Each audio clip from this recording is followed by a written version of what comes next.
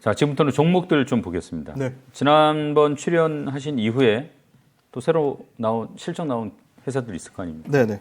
좀 실적 밸류에이션 정리 좀 해볼까요? 네.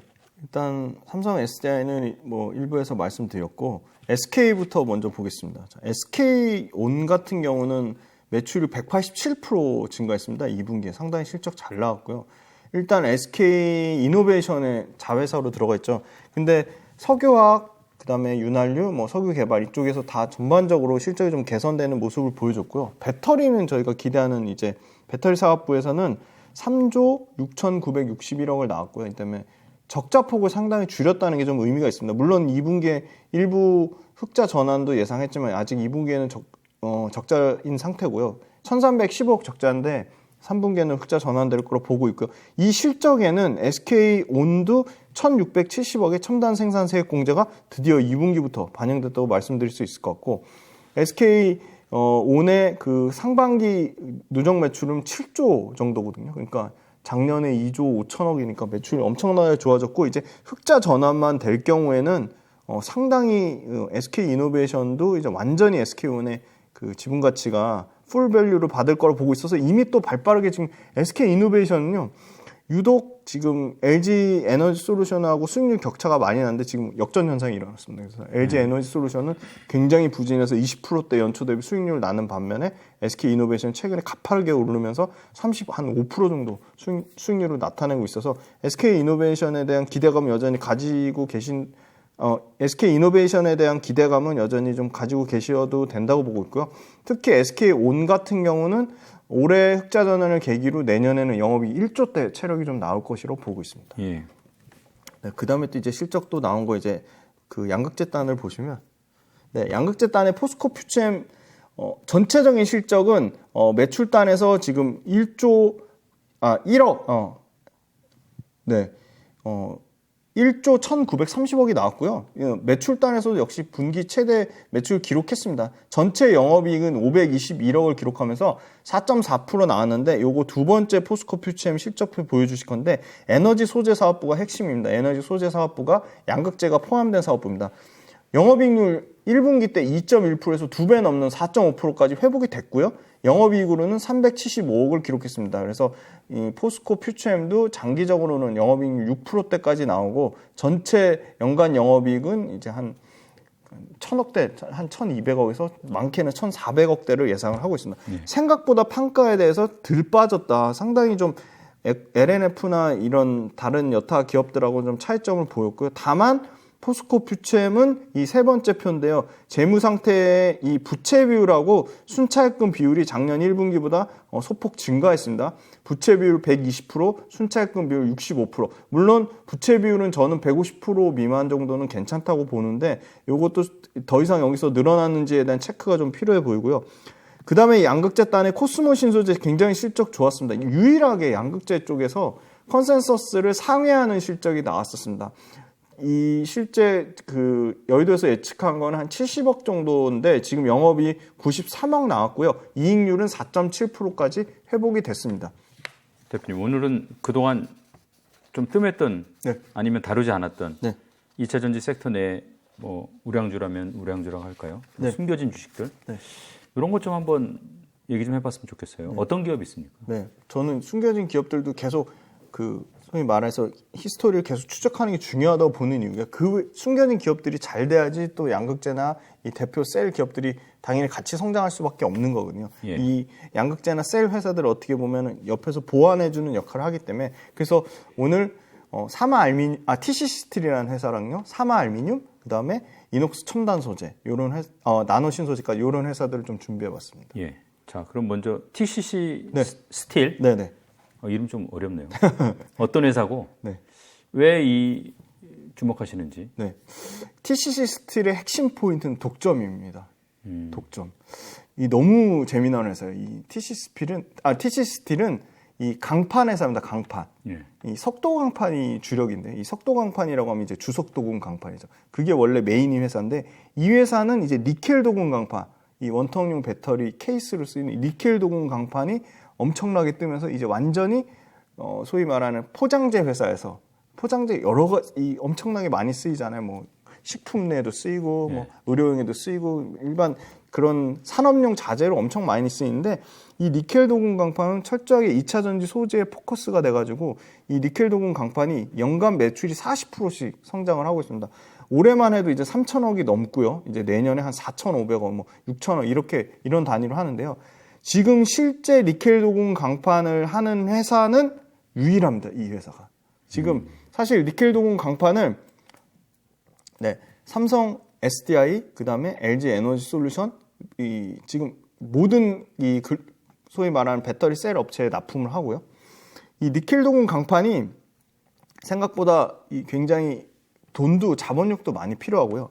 장치 산업입니다. 레퍼런스도 있어야 되고 그리고 이 용접에 대한 기술이 어렵습니다. 그래서 이 용접 기술 그다음에 그 글로벌 고객사라고 하면 역시 우리 배터리 셀 3사죠. 배터리 셀 3사의 납품 이력, 그다음 품질, 자금력 이 모든 것을 다 갖춘 게 TC 스틸이고요. TC 스틸이 지금 유일하게 경쟁사로 하려는 게 너무 TC 스틸이 독점이니까 LG 에너지 솔루션이 동원 시스템즈의 이 원통용 캔을 발주를 주는데 동원 시스템즈를 통해서 동국산업이라는 회사랑 그 벤더를 이원화하라고 했습니다. 근데 동국산업이 실제 TC 스틸의 의미 있는 경쟁사가 되려면 지금 2년 정도 넘게 소요가 됩니다. 아까 말씀드린 글로벌 레퍼런스도 있어야 되고 품질 테스트도 통과해야 되고 여러 가지 생산 수율도 나와야 되기 때문에 시간의 격차가 존재하기 때문에 그 2, 3년 동안은 압도적으로 계속 TC 스틸 자체가 커질 수밖에 없다. 그럼 이 글로벌 시장으로 보면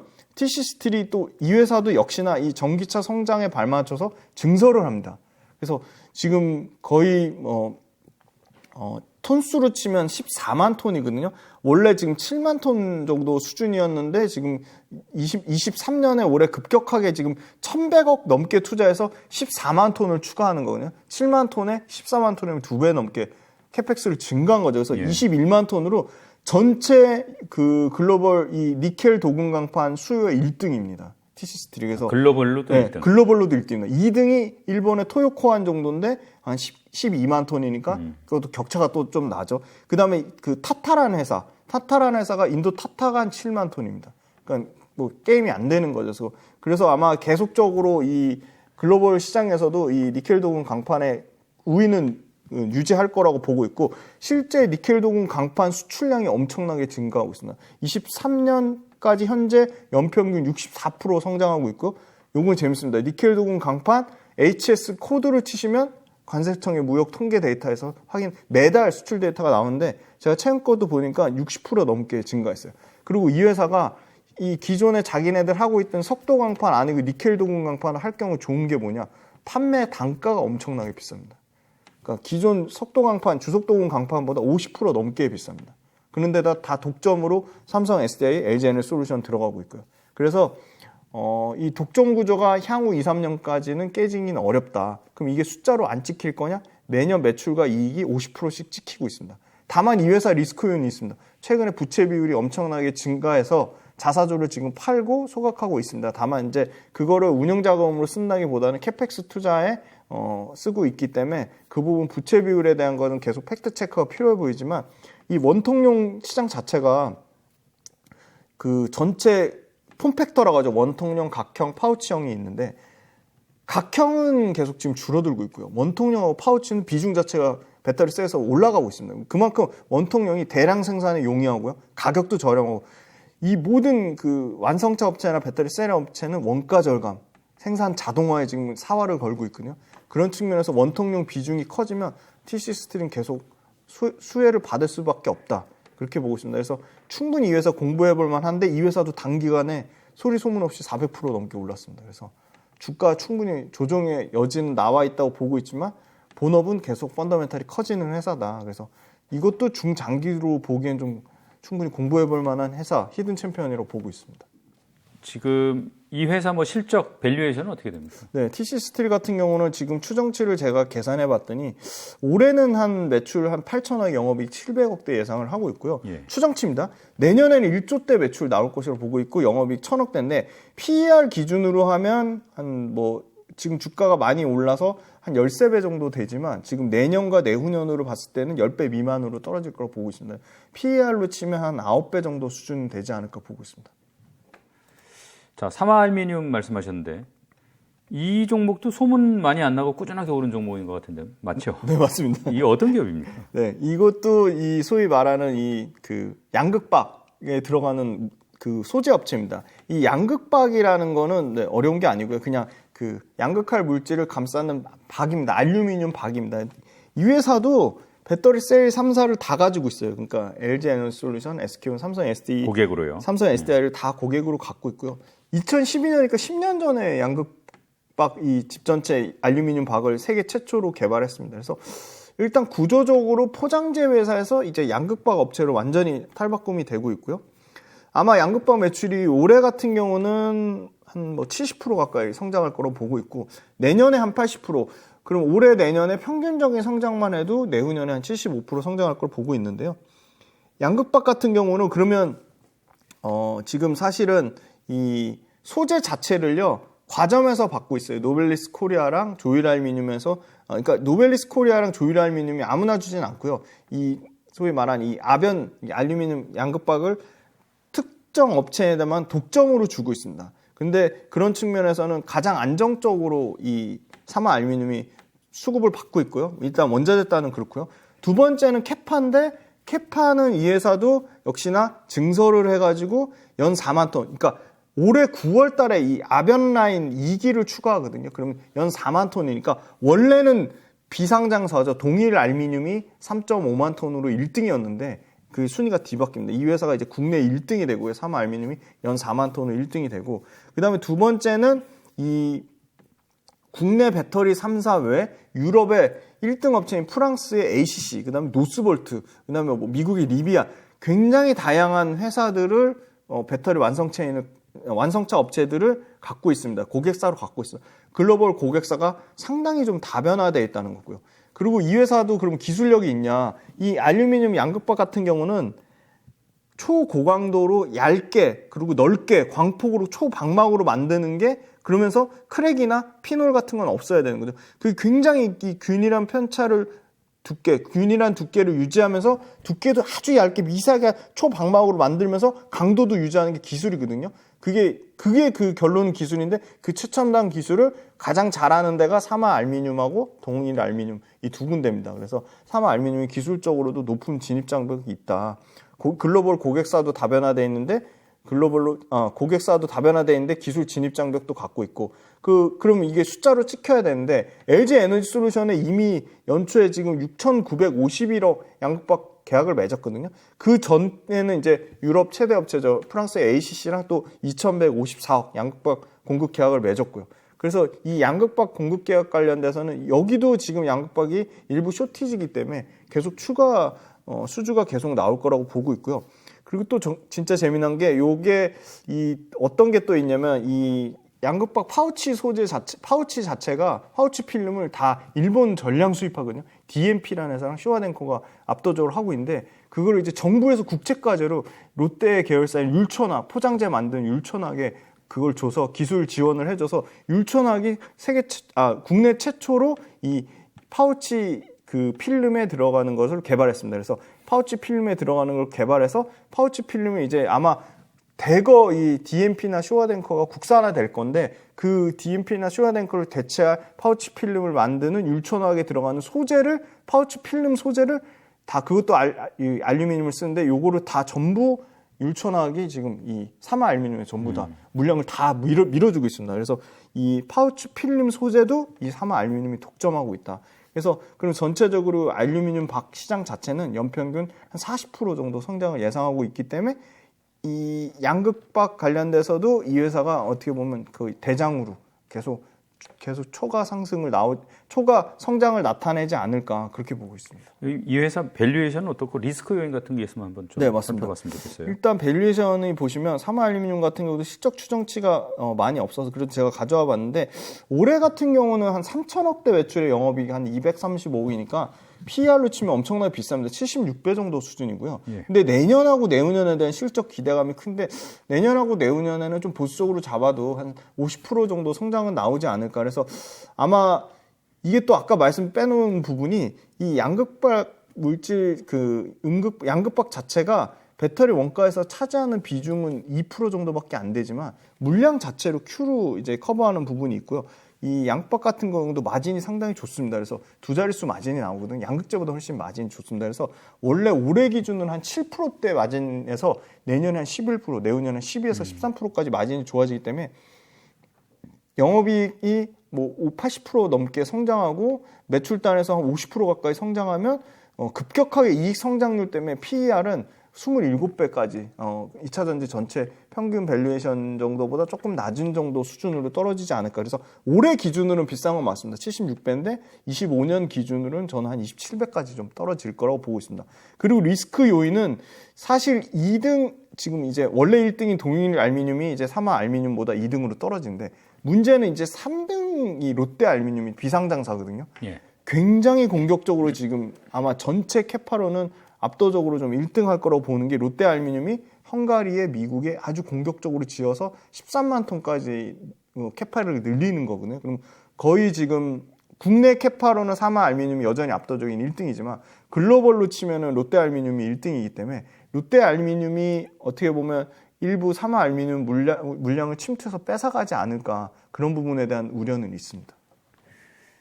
지금 원재료단에서 아까 이녹스 첨단 소재 말씀하신 것 같은데 지금 사실 이 원재료단은 포스코 그룹하고 에코프로 그룹이 이렇게 맞습니다. 양강구도 아닙니까? 네네네. 그 틈새에 좀 가능성이 있나 보죠. 네, 저는 틈새의 가능성이 좀 있다고 보고 있는 게 이녹스 첨단 소재 일단 먼저 말씀드리겠습니다.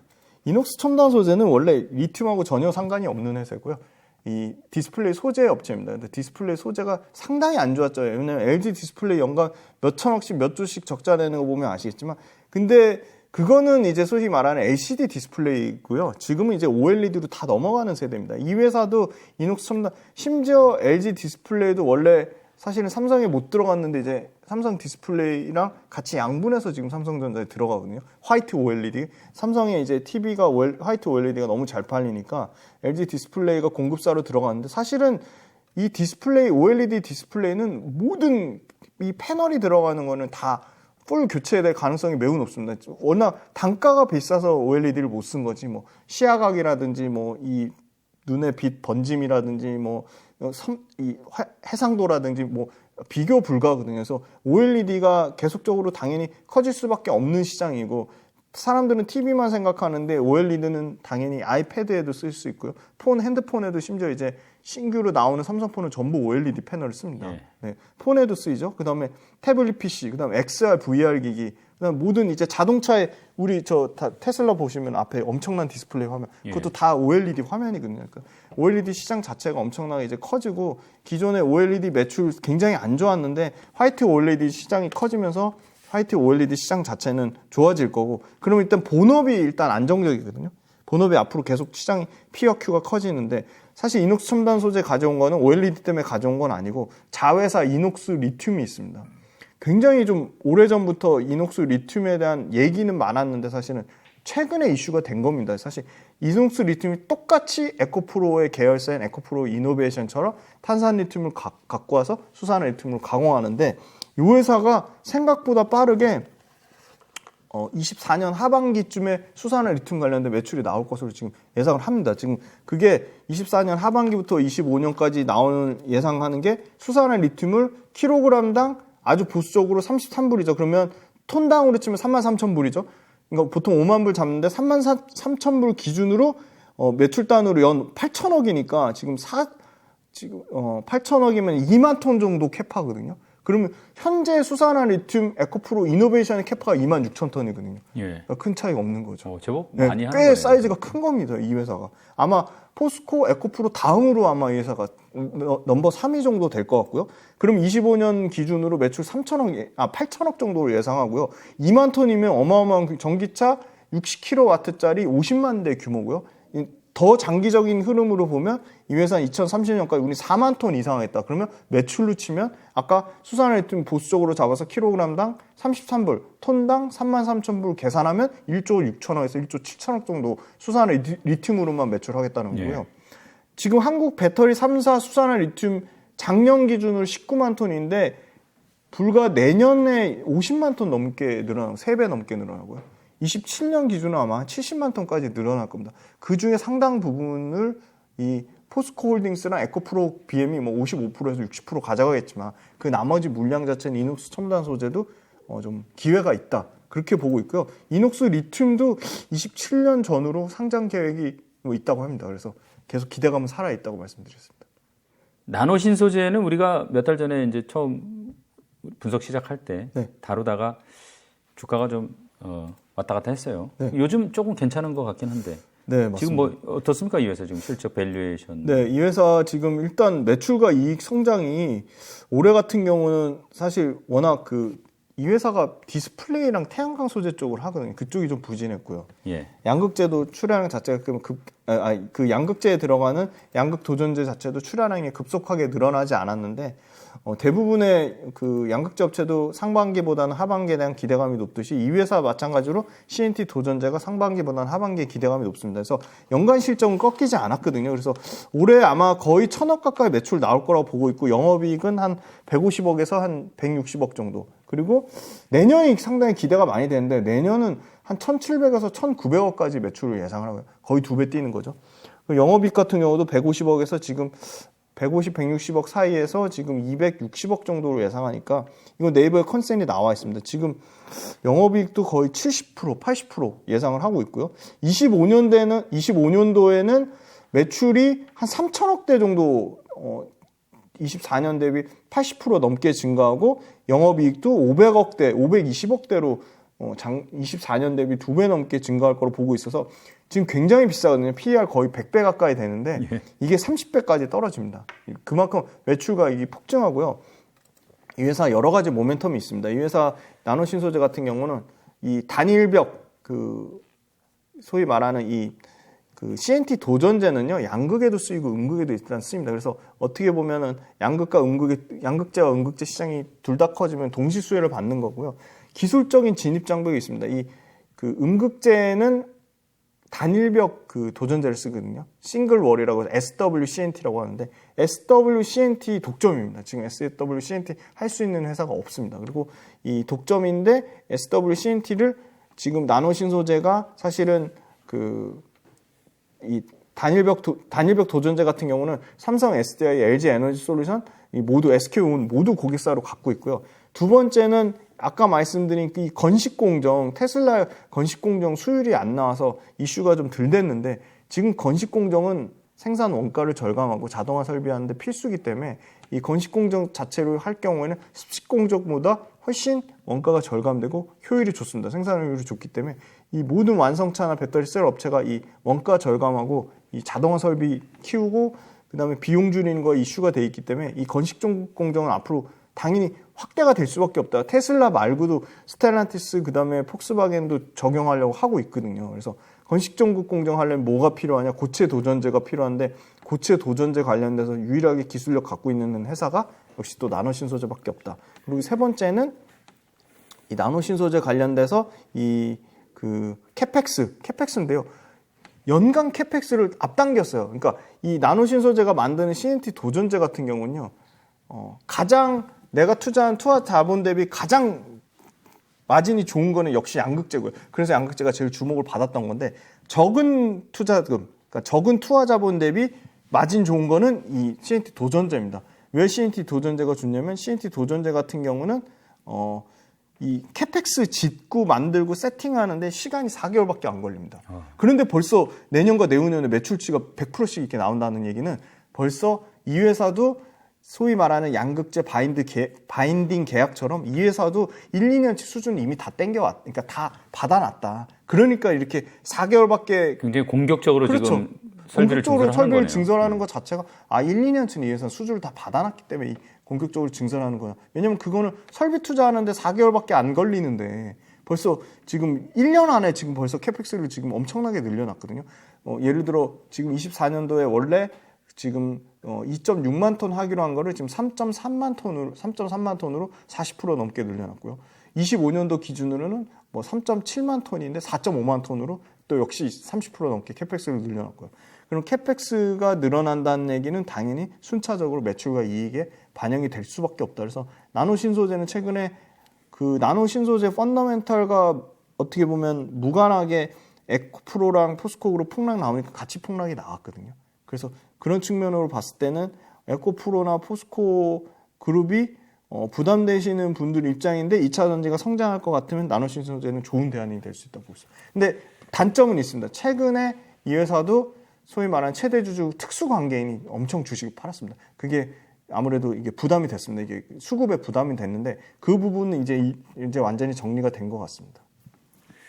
자, 오늘 뭐 많은 말씀 들었는데 요새 하여간 투자자들이 좀 고민이 많으신 것 같아요. 마지막으로 개인 투자자분들에게 뭐 하실 말씀이 있으면 듣고 오늘 순서 마무리하겠습니다. 네, 일단 주식 투자를 하실 때 낙관적이실 필요는 없는데 긍정적인 마인드를 가지셔야지 수익을 낼 수 있습니다. 그리고 제가 계속 말씀드리지만 이 주식 투자 하실 때 주식 투자하는 과정이 재밌거든요. 새로운 기업을 알게 되고 또 2차 전지 관련된 회사들을 알면 알수록 국뽕이 차오를 수밖에 없거든요, 사실. 그러니까 그만큼 이 투자한 거에 대한 너무 결과치, 단기적으로 가격의 1회 1비만 너무 막 가격에만 혈안돼서 떨어지면 물론 당연히 떨어지면 너무 고통스럽고 힘듭니다. 저도 엄청나게 힘든데 근데 정말 2차 전지를 정말 뭐 한 달 보고 일주일 보고 투자를 하실 거냐 아니면 진짜 2, 3년 동안 2차 전지가 구조적으로 성장하니까 정말 긴 롱텀으로 보실 거냐 그걸 심각하게 고민해 보시고 2차 전지를 2년, 3년 동안 긴 롱텀으로 보지 않으실 분은 투자를 안 하시는 게 맞는 것 같고요. 그다음에 두 번째는 그래서 가격 변동을 못 견디시잖아요. 그래서 분할해서 사셔야 되는 거고 그리고 2차 전지 관련돼서 좋은 거는 매일매일 새로운 이슈가 업데이트 되니까 계속 공부를 하시는 거예요. 그래서 공부하는 과정을 즐기시다 보면 저는 결과는 자연스럽게 따라올 거라고 생각합니다. 물론 시간은 걸리겠지만요. 그리고 그럼 2차 전지를 언제 파냐? 그 네 가지 말씀드렸잖아요. 그 네 가지 말씀드린 거 외에도 2차 전지보다 다른 매력적인 업종이 있는지 그걸 계속 찾아보세요. 근데 매력적인 업종인데 숫자가 안 찍히면 그건 꽝입니다. 그래서 매력적인 업종이 있는지도 계속 상대적으로 비교해 보시고 아 반도체가 날까 2차 전지가 날까 그걸 계속 고민해 보세요. AI가 요새 뜨는데 AI가 계속 지속성이 있을까? 매출과 이익의 지속성이 있을까? 그걸 계속 따져보시고 로봇은 매출은 좀 늘어나는 것 같은데 대부분 회사가 적자네. 그걸 계속 상대적인 매력도를 계속 비교해 보셔야 돼요. 결국 주가를 만드는 건 기업이나 그래서 제발 너무 주가 1회 1비 하지 마시고 공부하는 과정을 좀 즐기시고 계속 팩트 체크 직접 스스로 매매 원칙과 투자 전략과 기준을 세우시길 바랍니다. 고맙습니다. 네, 감사합니다.